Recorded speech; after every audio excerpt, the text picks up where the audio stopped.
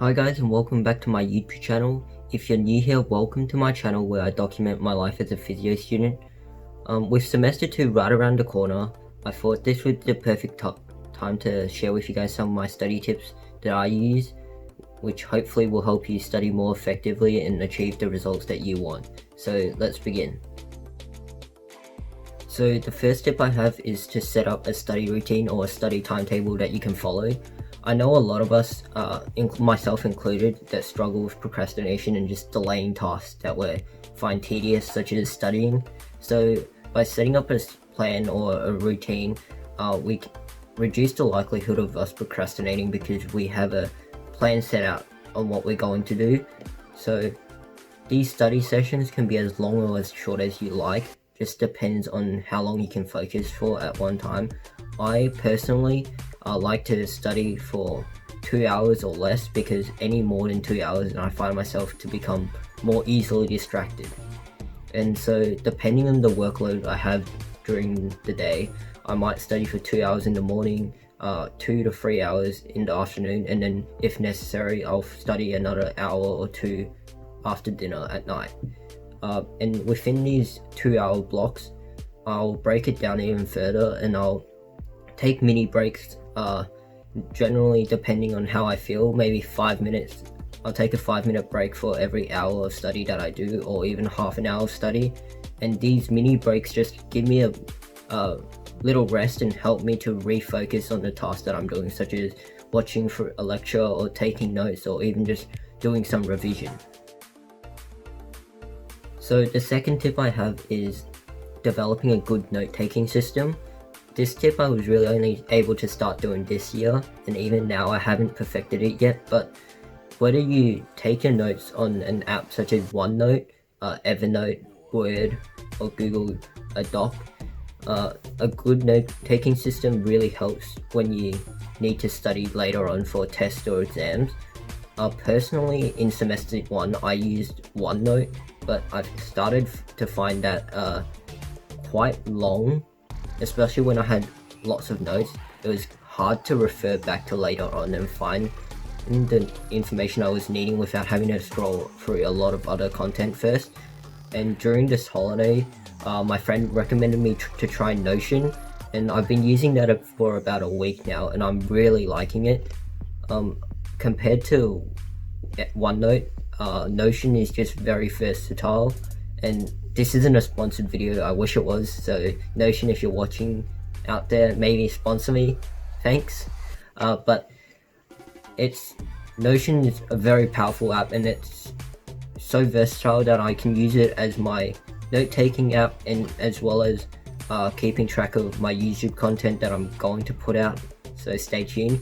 But it also can keep track of like what tasks I have to do, and so there's a lot of functionality to Notion and compared to OneNote. And since everything's on the one app, I've got everything stored and backed up online, and I can access it anywhere from any device.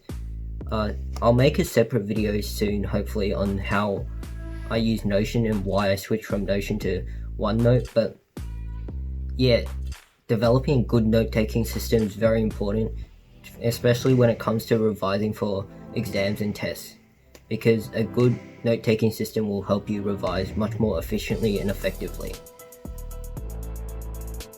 So tip number 3 I have is using a memorization technique called active recall. I'm sure you guys watching would have heard of this term or know what it is, because it's used a lot when talking about studying and study tips. But if you don't know, active recall is a method used to recall information with little to no hints. So the most common method of active recall would probably be using flashcards, whether they're physical copies or online, such as Quizlet. Another method of active recall would be answering revision questions. I don't know about you guys, but when I read through my notes, I tend to just mindlessly skim read and not end up studying very well. So using active recall, it helps me to better retain information and study more effectively, because instead of just mindlessly reading information that I've previously typed out, I'm actually having to actively try and think about what the answer is. And it doesn't matter if I get the information wrong. At least I'm actually trying to recall information, and not knowing and getting the wrong answer, I know what I don't know, and I can revise that topic again to consolidate my learning. And I just find active recall to be probably the simplest way to help me identify what I don't know.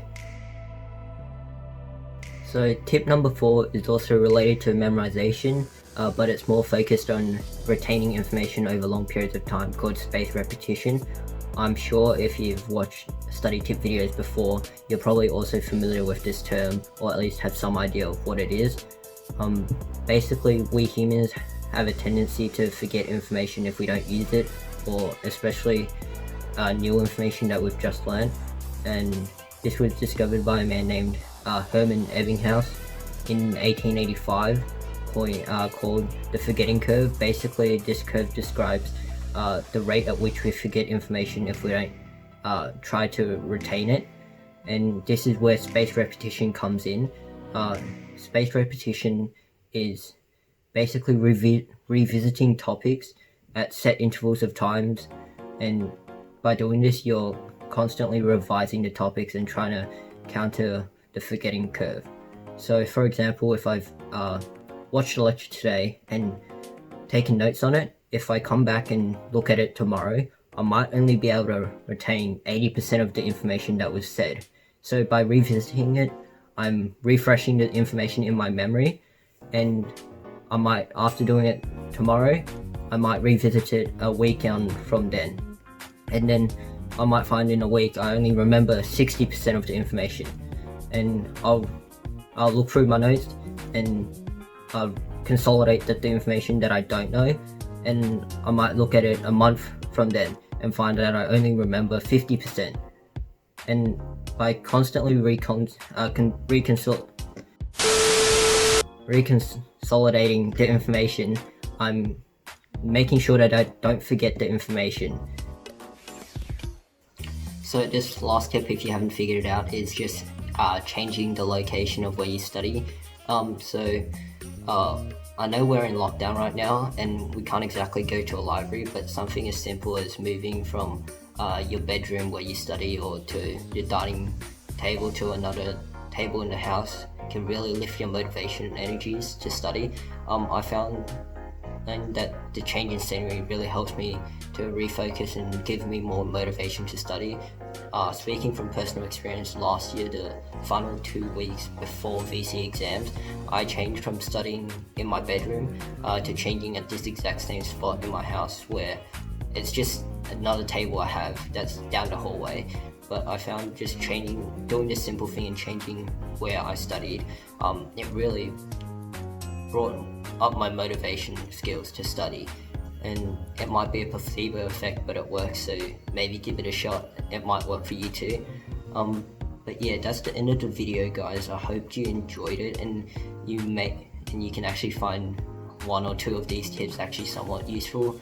If you did, please consider subscribing to follow my physio journey and to see what I have upcoming. But thank you. Bye.